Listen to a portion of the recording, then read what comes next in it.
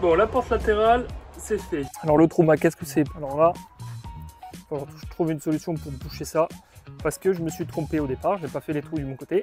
Alors j'ai fait une belle merde. Bon, du coup, pour la suite de la journée, je vais commencer à réfléchir pour faire la capucine.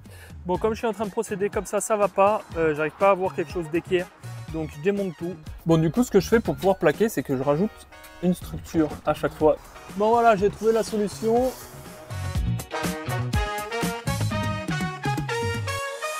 Pour cette nouvelle semaine, je vais enfin poser le trauma à sa place définitive. Alors le trauma, qu'est-ce que c'est? Parce que j'arrête pas de dire, je m'occupe du trauma, je regarde pour le trauma. Mais il y en a peut-être qui ne savent pas ce que c'est. Le trauma, c'est notre chauffe-eau-chauffage qui sera au gaz.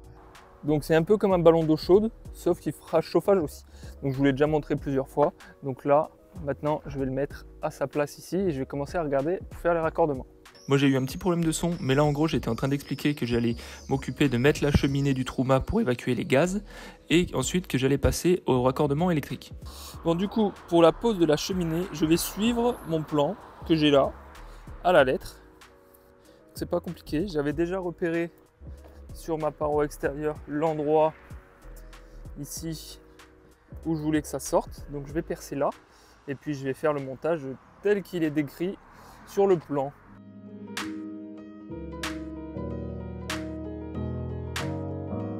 Voilà, la première étape c'est fait. Le trou et le tuyau sont passés. À l'intérieur, hop, j'ai le collier ici qui viendra prendre la cheminée. Donc ensuite, ça c'est fait. On va passer à la suite. Donc pour ça, il faut que je prenne le joint. Ok, allez, c'est parti.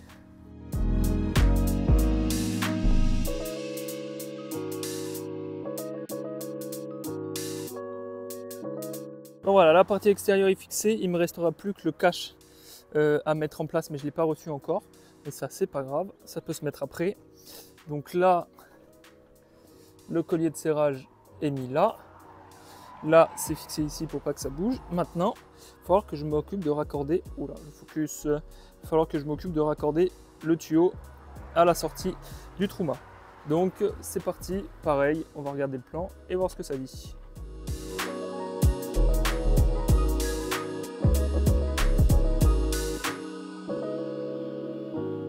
Bon voilà, j'ai fait mon raccordement électrique. C'est pas bien compliqué, hein, il suffit de suivre le plan comme je disais. Du coup là sur cette fiche on a le panneau de contrôle qui est branché ici directement. Et ici on a le plus et le moins du 12 volts. Donc rien de bien compliqué. Au départ j'avais branché la sonde de température ici, mais après j'ai vu qu'il fallait la brancher directement sur le contrôleur là-bas. Et tout le reste, j'en ai pas besoin. Donc là, ici, ça peut être fermé. L'électricité, normalement, c'est tout good. Et donc, du coup, sur le panneau de contrôle, on a derrière, donc, hop, cette fiche-là, qui est la fiche qui est raccordée au trauma directement pour les informations. Et ceci, qui est fourni avec, et qui est branché directement sur son circuit 12 volts pour l'alimentation. Ensuite, j'aurai la sonde à brancher sur ici ou ici, je sais plus, il faut que je regarde, mais il faut que j'achète parce que j'ai pas les bonnes connectiques. Il faut les connectiques qui vont là-dessus. En plus, il faut les commander parce que sinon c'est pas drôle. Donc ça, je vais le démonter pour le moment parce que j'en ai pas besoin et je préfère le ranger pour éviter de l'abîmer. Mais le raccordement électrique, normalement, c'est bon. Après, je reprendrai la notice quand même correctement ce soir pour bien tout checker, vérifier si tout est OK. Là, je vais commencer à regarder du coup le raccordement à l'eau parce que j'ai quelques éléments à mettre en place. Et voilà, donc j'ai le frost control à mettre, j'ai 2-3 bricoles, donc il faut que je regarde tout ça aussi. C'est des explications un peu rapides parce qu'en vrai, si vous commandez ça, vous lisez le manuel, tout est vraiment expliqué super facilement dessus. Donc c'est pas moi qui vais vous apprendre à comment le poser parce que je fais à la lettre ce qui est marqué sur le plan. Et franchement, c'est pas compliqué pour le moment. Donc quand je m'étais fait mon plan d'eau pour savoir ce qu'il fallait commander, j'avais déjà tout regardé, comment mettre le trauma en place avec tous les éléments qu'il faut. Donc je vais reprendre ça avec mes vannes d'arrêt, mes anti-retours et tout le bazar. Et Je vais voir comment les articuler au niveau du sol pour que ça vienne directement dans le caisson, directement ici du Truma.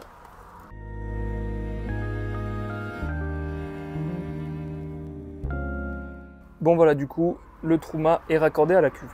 Donc là on a le vase d'expansion, ça descend, bam bam bam bam bam, hop.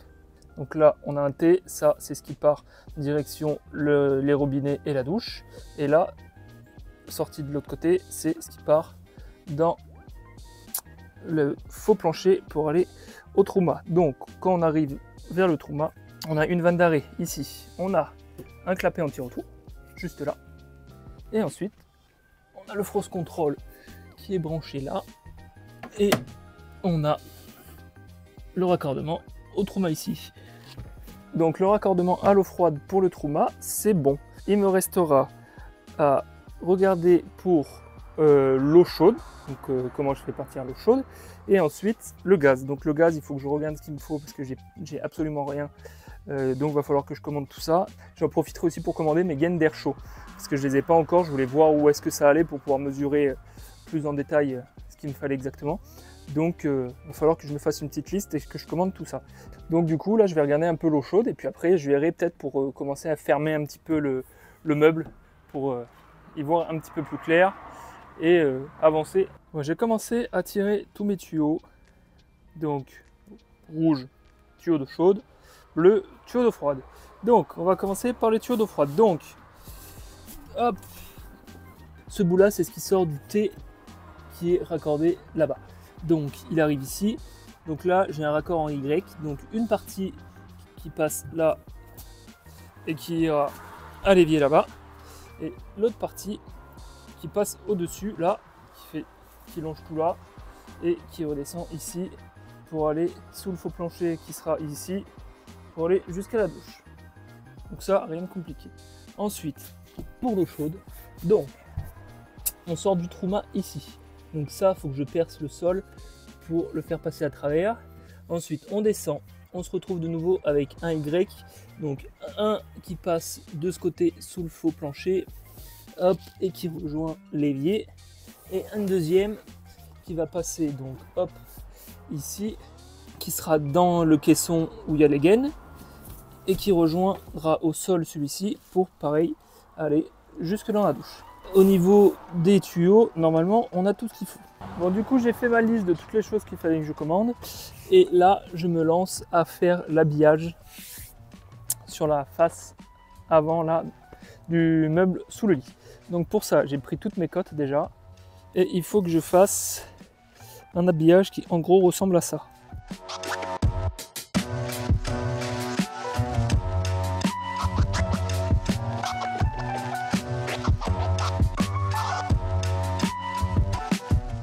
Bon voilà, j'ai mis en place tout le contreplaqué pour faire la finition en premier temps.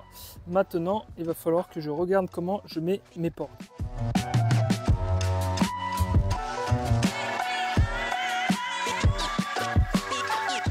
Bon voilà, pour finir la journée, j'ai posé 2 portes derrière. Alors il y a encore des finitions à faire dessus. Mais voilà, en gros, alors là, il faut que je trouve une solution pour boucher ça. Parce que je me suis trompé au départ, j'ai pas fait les trous du bon côté. Donc il faudrait que je trouve un petit truc pour boucher ça. Petite erreur. Et je fais la même de l'autre côté. Mais bon, c'est pas grave. Donc voilà, pour le moment, l'arrière, ça ressemble à ça. Pour aujourd'hui, je m'arrête là du coup. Demain, il faut absolument que je m'occupe de faire ma porte latérale. Donc je ferai la porte latérale en priorité demain et après je verrai si j'ai le temps de continuer mon caisson. J'ai fait ma liste aussi de tout ce que j'ai à commander. Donc en rentrant, je commande tout ce que j'ai besoin pour le gaz. Et comme ça, une fois que j'ai reçu le gaz, je termine complètement cette partie-là. Aujourd'hui, je vais en priorité me faire la porte latérale parce que les outils qu'on nous a prêtés, je vais devoir les rendre très rapidement. Donc je m'occupe de la porte latérale en priorité. Je pense faire le même principe que j'avais fait pour les portes arrière. Donc je vais regarder si ça fonctionne. Comme ça après, je suis sûr de ne plus avoir besoin de la pince pour les inserts filetés. Et après, je verrai, une fois que j'ai fait ça, ce que je fais dans la journée. J'ai plein de choses à faire, donc je ne vais pas m'ennuyer aujourd'hui. du coup pour la porte comme la dernière fois, contreplaqué en Nukoume de 5 mm. Je suis allé le chercher ce matin à la scierie, je l'ai fait prédécouper déjà, parce que comme ça je m'embête pas, vu que c'est une grande plaque que j'ai dû prendre. Donc elle est presque déjà aux dimensions, donc je vais juste avoir besoin de la mettre en place sur la porte et de la tracer. Donc si j'arrive à faire comme la dernière fois, ça devrait pas être trop long.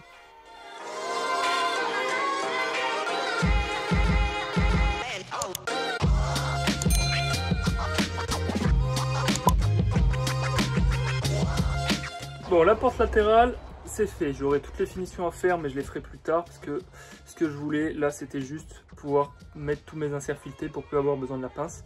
Alors, j'ai fait une belle merde à un endroit, mais je pense que je vais trouver une solution à ça. Quand j'ai ouvert au niveau de la poignée, j'ai voulu me faire de la place et j'ai fait un trou gigantesque. Donc, ça fait chier. Mais, est-ce que j'ouvre pas un petit peu plus comme ça? Je mets de la feutrine derrière et ça me permettra en fait, quand j'ouvre la porte, donc quand je la débrouille, hop, au lieu de venir toujours tirer sur cette poignée et risquer de la casser, ça fera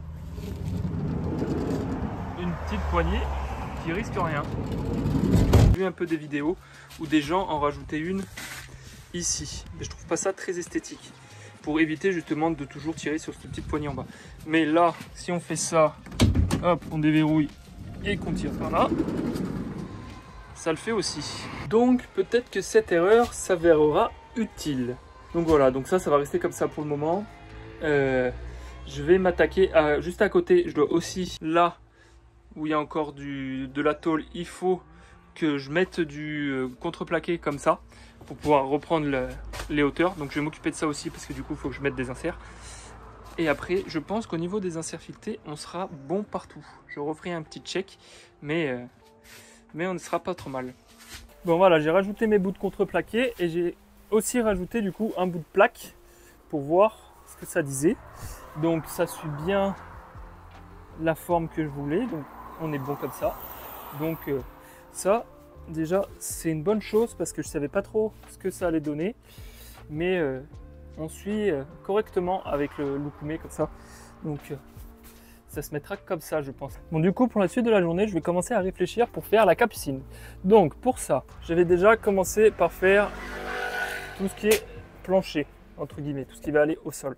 Donc je vais déjà faire une première plaque et ensuite je verrai comment j'articule dessus. J'ai déjà ma petite idée de comment je vais tout faire, mais il faut encore que je réfléchisse un petit peu.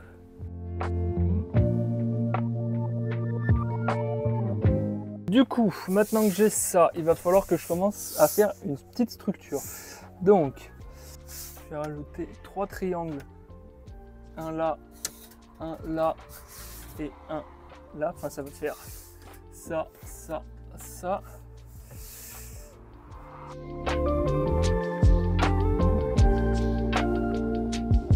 En gros, voilà à quoi doivent ressembler mes 3 supports.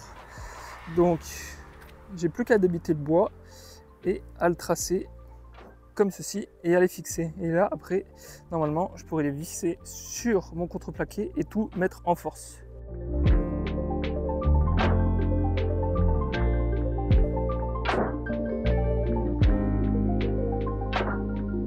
Bon, du coup, j'ai fait la structure pour la capucine. Je vais visser le plancher en dessous et après je vais voir comment je fais les plaquages intérieurs. J'ai déjà réfléchi, mais il faut que je vois pour être sûr. Une fois plaquée, j'ai plus qu'à la mettre en force dans l'emplacement là-bas, dans le camion, et la capucine, l'armature sera faite. Il n'y aura plus que les portes et le plaquage de devant à faire.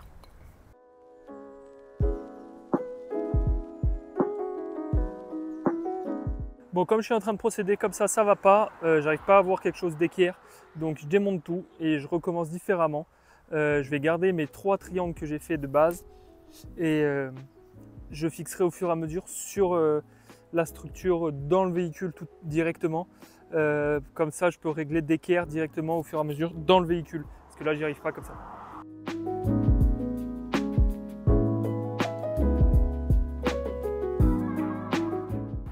C'est tout de suite mieux, au moins là je suis sûr que je suis droit, c'est fixé.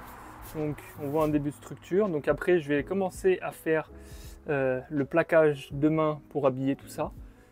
Ça va me prendre, je pense, une bonne partie de la journée de faire tout ça, de continuer à réfléchir à comment faire. Comme ça après je pourrai commencer à regarder pour finir entièrement tout le plaquage de toute la cloison de séparation. Alors le seul truc qu'il faut que je vérifie et que je sois sûr, c'est l'emplacement de celui-ci, parce que il faut être pile avec l'alignement de la paroi de la douche pour avoir un côté douche et l'autre côté habitable, et qu'on ne soit pas embêté avec les ouvertures de porte. Donc demain il faudra que je vérifie tout ça. Du coup hier j'avais commencé à faire ma structure pour la capucine, donc aujourd'hui je vais commencer à la plaquer. Donc je vais commencer à plaquer les triangles que j'ai fait au niveau de la structure, et ensuite je ferai les fonds et le plafond. Donc je vais commencer par plaquer ici les deux côtés, là un côté et là un côté. Et ensuite je rajouterai des bouts de tasseau ici et ici, un bout de tasseau qui fait le long là pour faire un renfort, et je viendrai visser le reste du contreplaqué dessus, et pareil sur la partie haute.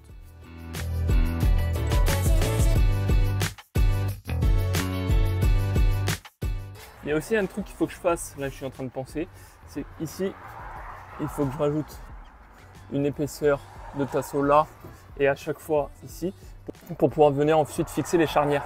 Donc avant de fermer complètement, là, il ne faut pas que j'oublie de rajouter, je vais le faire tout de suite, des épaisseurs ici. Bon voilà, les plaquages pour les parties verticales, c'est fait.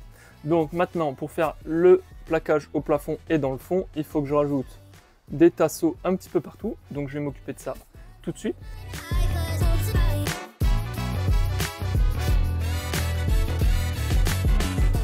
Bon, du coup, ce que je fais pour pouvoir plaquer, c'est que je rajoute une structure à chaque fois vissée à l'intérieur de ma première équerre là, et sur laquelle après je viens visser le contreplaqué. Alors c'est un peu galère parce que vu que le toit il n'est pas droit, qu'il est bombé, j'ai essayé de me mettre au plus haut pour perdre le moins de place possible, et du coup c'est pas super droit, donc c'est un peu galère pour faire le plaquage, mais après ça sera fermé, et le principal c'est que moi l'ouverture de devant elle soit d'équerre, ce qui est le cas, donc ça va le faire.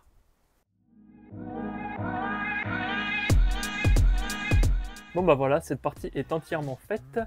Les joints acryliques ont été faits, la pâte à bois est en train de sécher. Donc après il restera un bon coup de ponçage et un coup de peinture. Et comme ça, cette partie sera finie. Donc je vais m'attaquer à faire pareil de l'autre côté. Bon voilà, le plaquage des placards de la capucine, c'est fait. Donc maintenant je vais commencer à regarder pour faire le plaquage complet ici. Pour ça, je pense que je vais commencer par faire une plaque aux dimensions que j'ai besoin, sans aucune ouverture. Et ensuite, je viendrai faire les ouvertures au fur et à mesure pour être sûr d'être au bon endroit, pour ne pas me planter.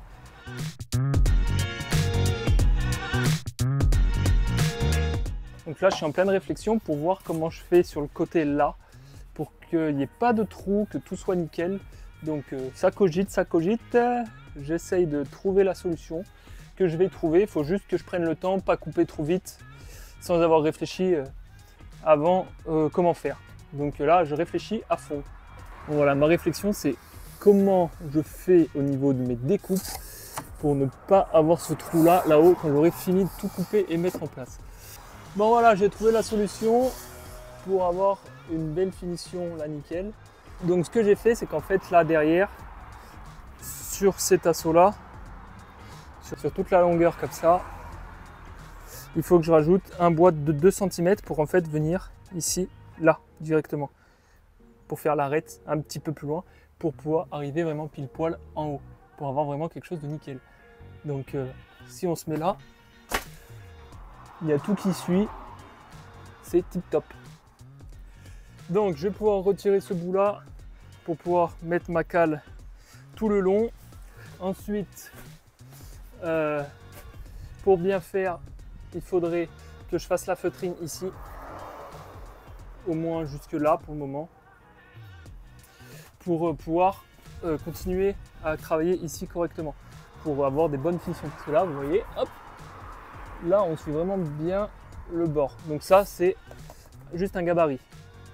Mais comme ça, au moins, en fait, j'ai la feutrine qui va passer derrière là. Et ça sera beaucoup plus propre. Bon voilà, la feutrine en dessous là, c'est fait. Hop, là, il y a un petit trou, mais on s'en fiche parce que le bois, il vient cacher. Donc maintenant, je vais reprendre le plaquage ici. Du coup, je vais passer de l'autre côté pour ouvrir déjà la trappe, pour avoir un premier repère. Comme ça, une fois que j'aurai ça, je pourrai retracer vachement plus facilement mes contours un peu partout. Je pourrai prendre mes cotes en fonction de la référence de l'ouverture ici.